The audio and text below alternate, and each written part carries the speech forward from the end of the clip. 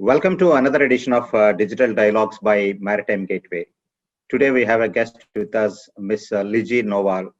Liji Noval is the founder and managing director of Odex. Founded in 2015, Odex is focused on building a complete documentation and payments management platform for container shipping industry.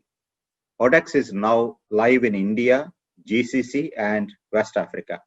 Prior to founding Odex, she also co-founded Aspera and Aster, a software solutions firm focused on IoT and WFM products.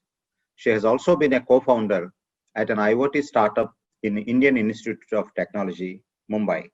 At Odex, she is passionately focused on building complete documentation and payment management solutions for the ocean shipping industry and scaling Odex globally.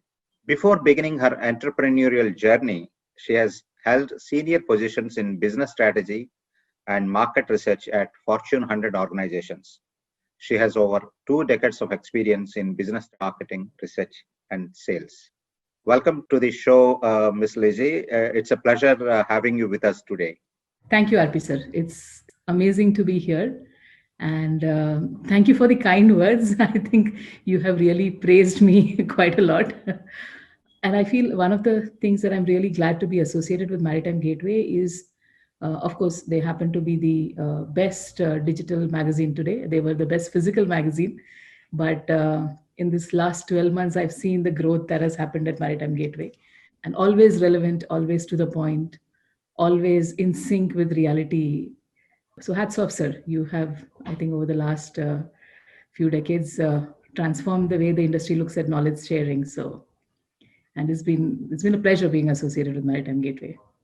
Thank you, Liji, for the compliment that you have given. We are trying to do our best in this industry. Taking cue from what you have mentioned just now, there are words that transformation, and we have adopted digital technology. We have transformed into it. Yes, we have. But let us travel back a couple of years when we were discussing about these digitalization in shipping industry, which is adaptation has become a bit slow, and we were the last industry to look at digitalization or adopting this technology. But now everybody says COVID-19 has accelerated the digitalization. I want you to review this period and what has changed apart from COVID forcing them. What has changed in the last 1.5 year, and then how is the now mindset of the people who are running these businesses towards digitalization? So, sir, right, like you rightly said, I remember this conversation that we had long back, and you were talking about how shipping is the last.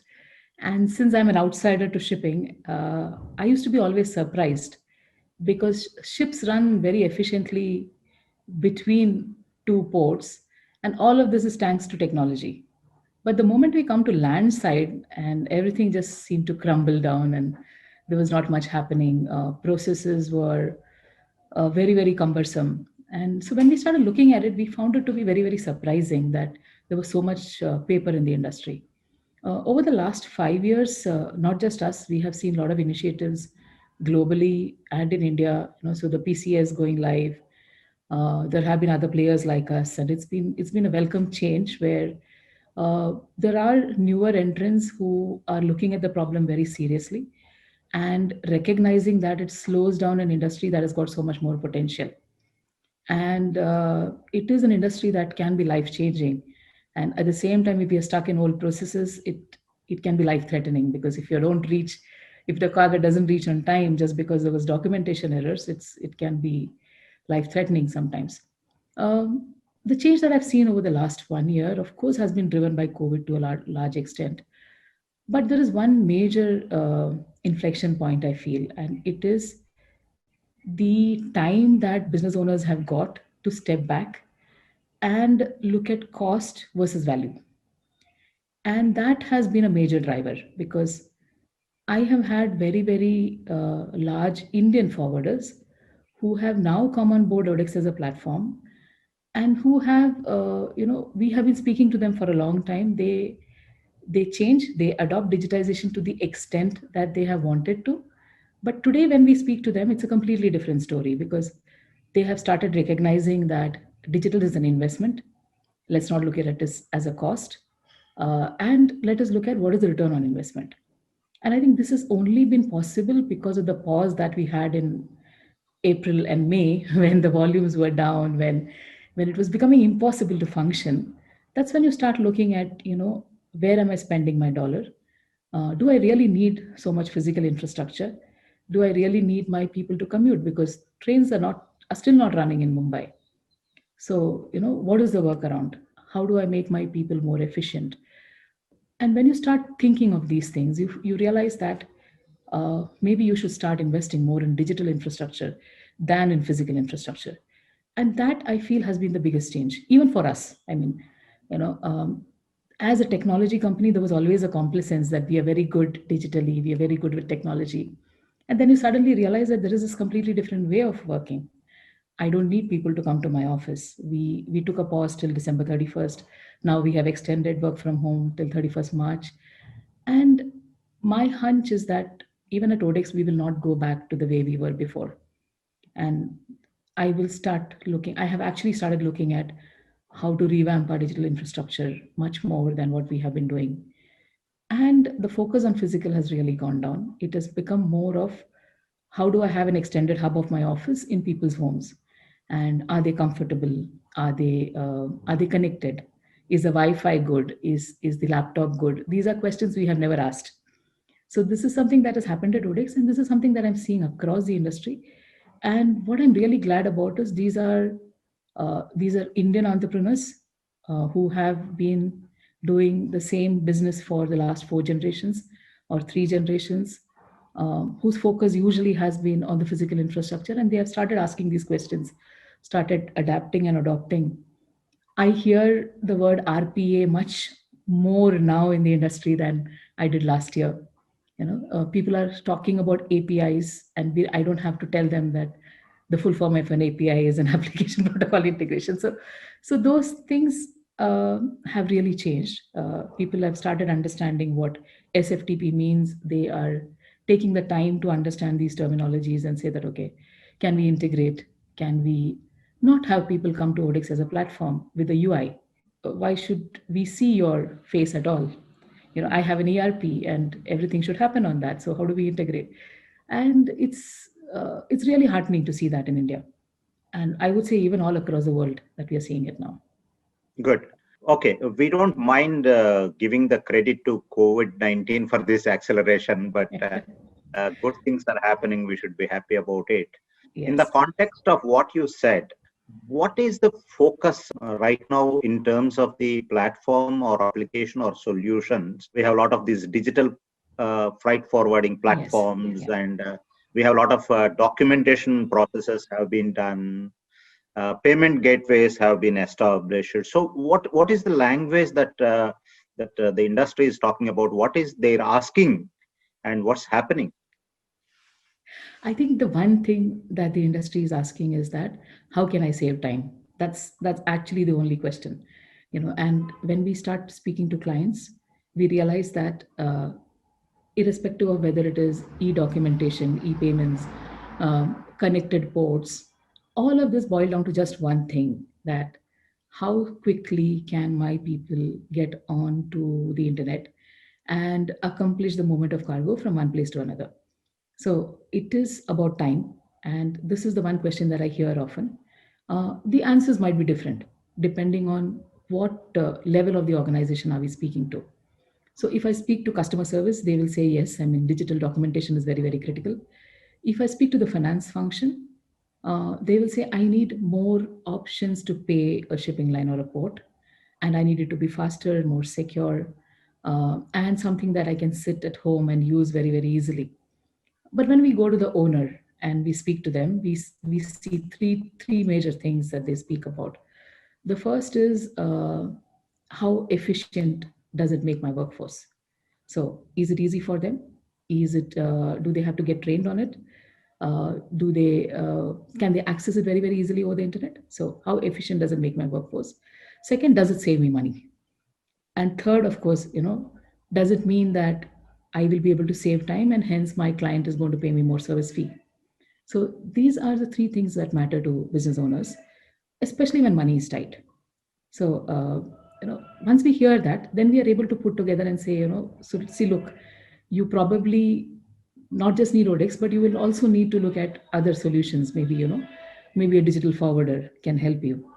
So I'm never averse to recommending partner solution or partnering with ERP solutions or payment providers, precisely because we understand that one particular platform will not be able to solve the pains of every single person. But it just boils down to three things: efficiency, time, and money. We have talked about what customers, clients have been asking, but we had concerns earlier about in this digital environment about data privacy is Yes. concerned, and also going forward, standardization is another major issue that we need to do. So where are we in these two areas? I would like to tackle the standardization piece first. And I was an advocate of standardization till I would say the March of 2019. And then I met someone who was working for the government of India, the then SSL, Mr. Shivaselam. And we had this huge discussion on standardization.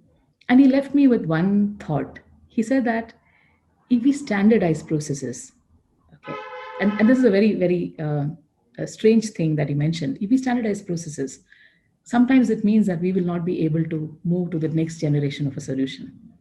So what we need is not standard processes. What we need is more efficient processes and a framework that will promote the efficiency in process. And he actually went ahead to explain that, where he said that India has been able to adopt to a 5G spectrum much faster, has been able to move from CDMA to GSM much faster than US or Australia, because their telecom regulator laid down standards for a CDMA.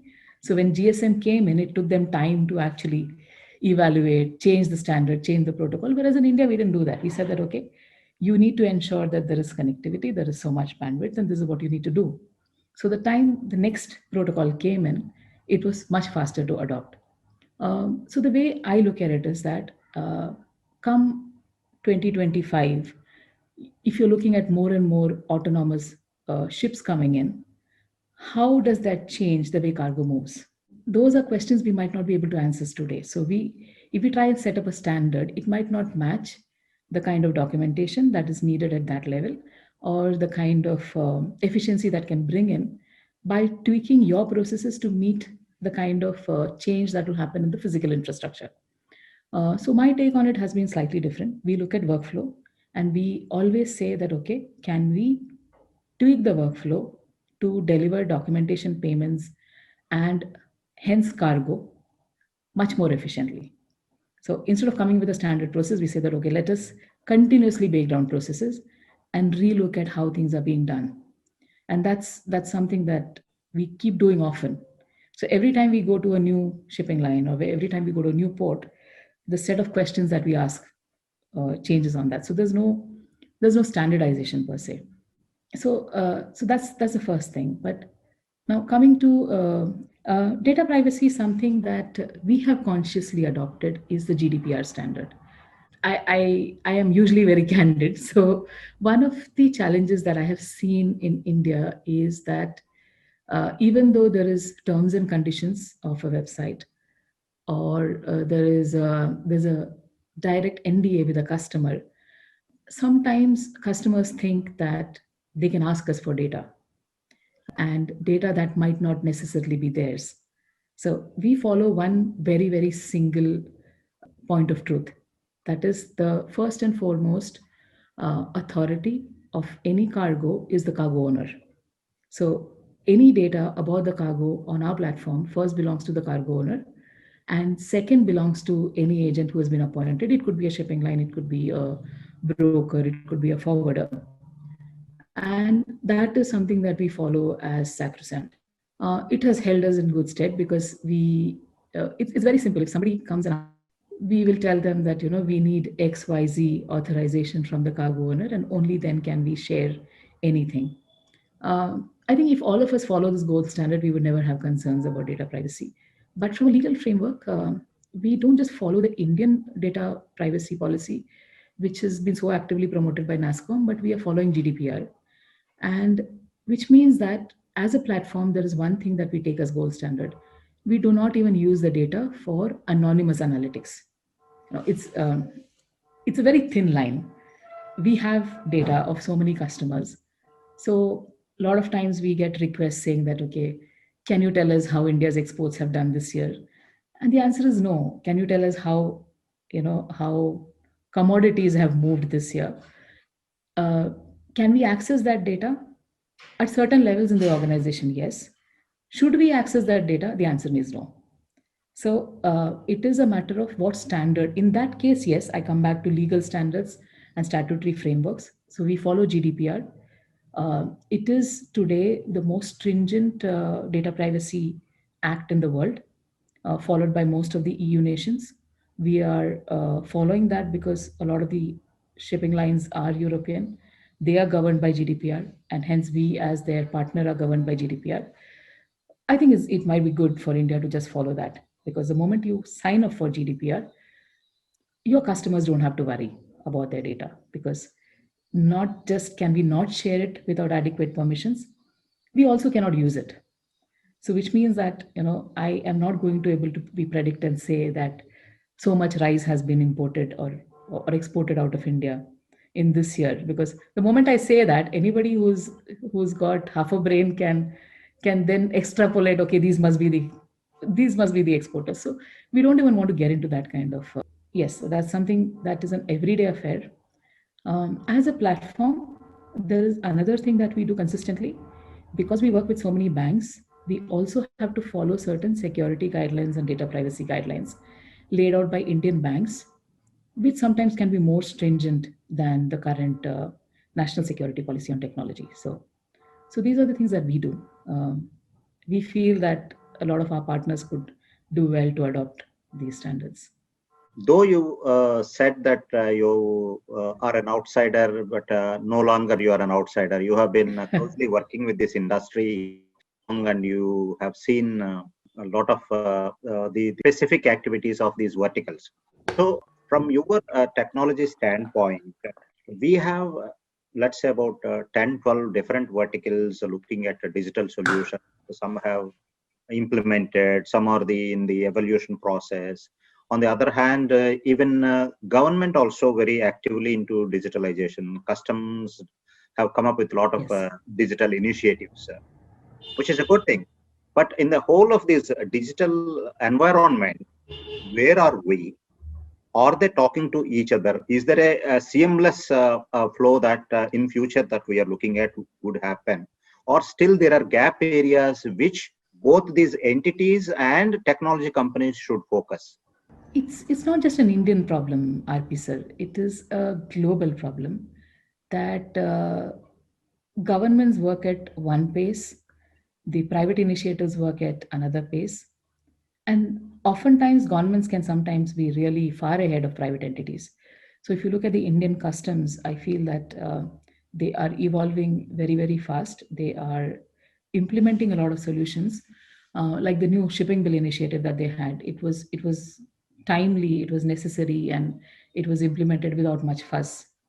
We're looking at the SCMT, which we have been waiting for the last 2 years.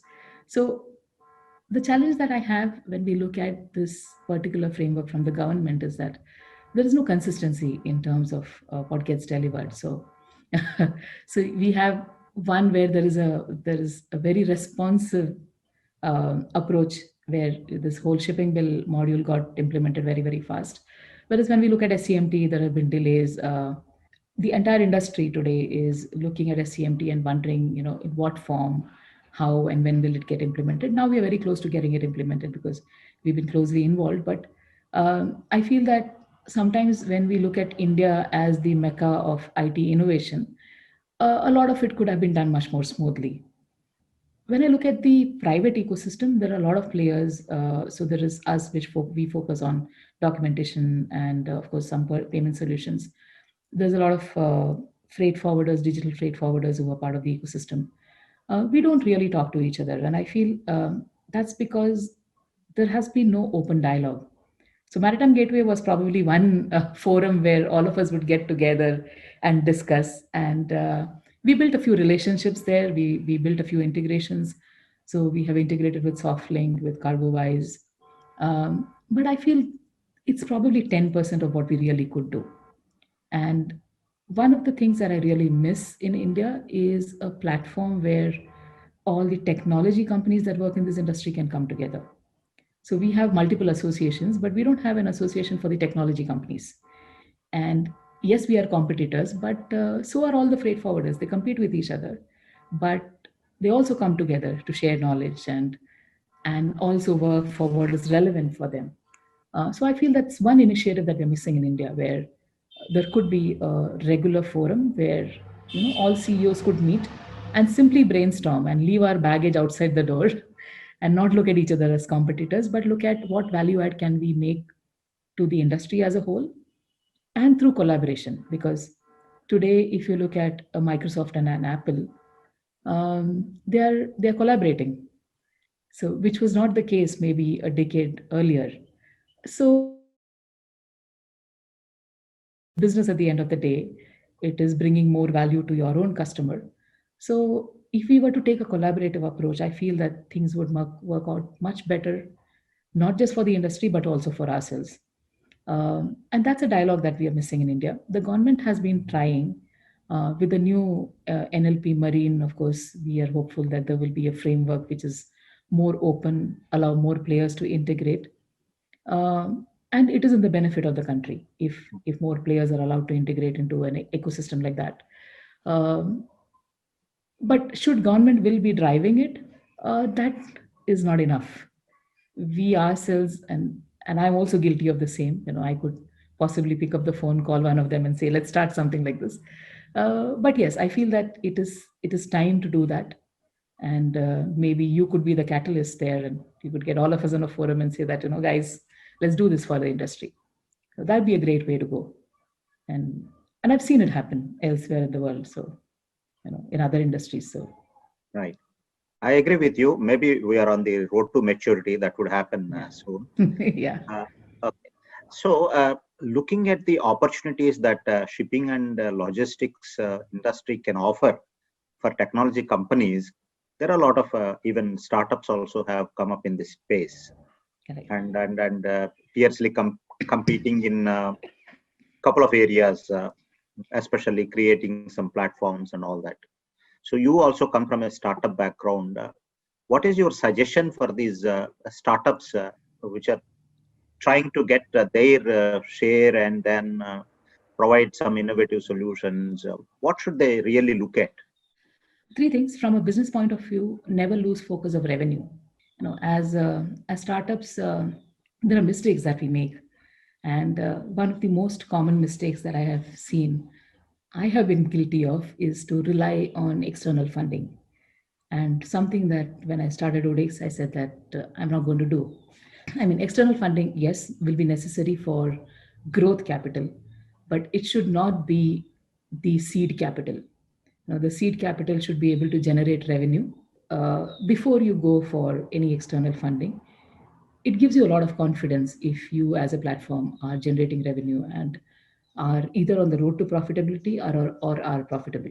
A collateral of that is also something we have been guilty of even at Odix, that free is good to hear, but if your customer doesn't pay you, they often might not value you. So that's the second thing that all startups should keep in mind. And especially if you're working in this industry, don't be disheartened, because it is a slightly longer journey than any other industry, but it can be very rewarding. So, because the good thing about what we have learned here is that the moment we are able to deliver in a country like India, the world opens up, which is not what I can say for every other industry. So the moment we deliver something in India for shipping, word travels very, very fast. It is such a connected industry, and not just because shipping lines are global or ports are global. Every single forwarder, from a mom and pop shop to the international forwarder, they are connected globally. So, my customers here when they give us glowing reviews, it gives faith to my customers in GCC. It gives faith to my customers in West Africa.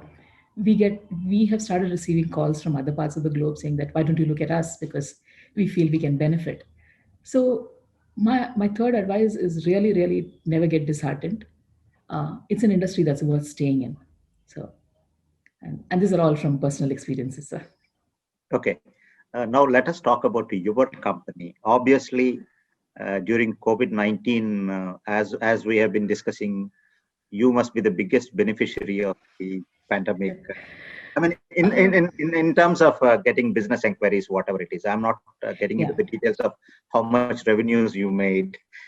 But what is your current focus in terms of technology development or implementation, and what are the future plans that you have? I think the first thing is that we have been really blessed, to stay steady and to stay afloat. Like you rightly said, you're not asking me revenues, but happy to share that our revenues have been steady because obviously April and May was really bad months. We saw the entire industry took a hit. But we were able to bounce back much faster because the digital adoption went up. We have also introduced a lot of schemes where we made it much more cheaper for customers to come on board, because we recognize that this is the time when not everybody will have money, and every rupee that you spend, it has to go much further than it did before. So but by doing that, what we have also been able to ensure with more people coming on the platform is that our revenues are currently on par with what we had last year, maybe a very slight increase, but which if you compare year on year and the current situation, which means that we have actually grown. So that's a comfort that I really take in. But the biggest thing for me has been the pace at which we have grown in multiple other countries. So in March 2020, we were live in 3 countries. Today, we are live in 9 countries. And that's been the pace of implementation that has happened. So we are now live in across the GCC, except Saudi. And we are live in tough economies like Iraq. We are now live, going live in Nigeria. So that's for me has been the biggest thing, that the global footprint that we were aspiring to has happened much faster, which also means, of course, there are technology challenges, there are infrastructure challenges that we have to manage. But that's been actually the biggest boon from COVID that we have realized, because it has changed the way we think. When we started implementing OTIX, we would say that, okay, it will take us 3 months to get into a country and understand the shipping line processes there, the forwarder processes, the payment processes. We crunched all that, and we have delivered an implementation in Qatar in a month. So the entire belt of Qatar, Kuwait, Bahrain, Oman, we did all of this within 45 days. It gives my team the confidence that it is possible. And it's not that we had a lot of sleepless nights. We just relooked at the way, and like I said, we junked the word standardization. We just relooked at things and we said, keep looking, keep looking, keep looking. Customers really want it. They cannot go to office, so we need to enable them. And we managed to deliver, and it was done very well. From a technology standpoint, I think the biggest focus today for me is to build very robust integration frameworks. Because the biggest learning for me from COVID has been that the more integrated you are, the better it is for your customer.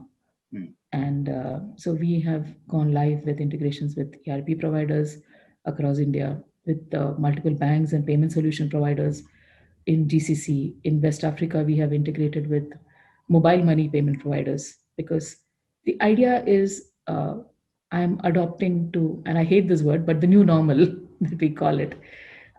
People are not going to get out of home very soon. I mean, you might go to a restaurant, but ask them to come to work. It is still scary. And as somebody, so my husband was hospitalized, and I personally know what could go wrong. So when we look at solutions, we look at it that way: that how soon and how fast can we integrate with multiple ERP providers banking providers, payment solution providers, and to build a robust integration framework. That is right now my focus. I don't want to talk about technologies and whether we will adopt RPA or whether we will look at AI. AI is another focus that I definitely have, because when you're looking at bringing in efficiency, then you cannot discount that. But from a customer perspective, the way we look at it is to have much more robust integration frameworks, and and of course payments.